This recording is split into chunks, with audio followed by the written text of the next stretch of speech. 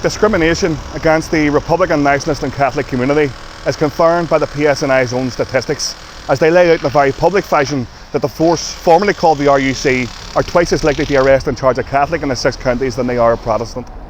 This lays bare the very clear bias against one community from a police force that is overwhelmingly Protestant and Unionist. These statistics, recorded by the PSNI themselves from 2016 to 2020, show that they've arrested 57,000 Catholics and only 31,000 Protestants. Of those that they charged, 27,000 were Catholic and only 15,000 were from the Protestant community.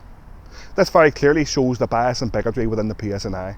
If you're perceived to be from the Catholic community, then you're twice as likely to be arrested, and then you're more likely to be charged.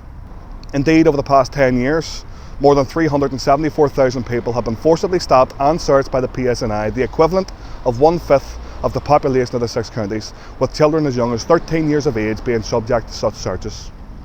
Whilst the PSNI holds the 3rd highest stop and search rate for British state forces, it had the lowest arrest rate, corresponding to other figures indicating that the powers it utilises are being overused.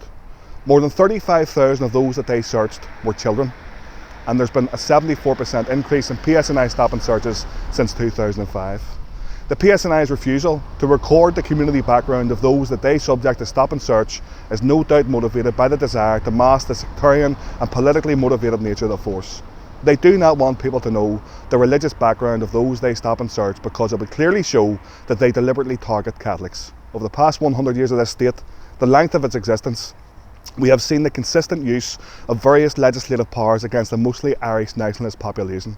From the special powers of the 1920s to the modern powers of the 2020s, this failed little statelet is relentless in its quashing of opposition.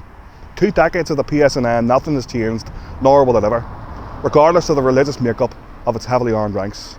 The figures clearly show that they are a tool of the state to keep tabs on the Republican and Nationalist community, and this is just one reason why you shouldn't join the PSNI.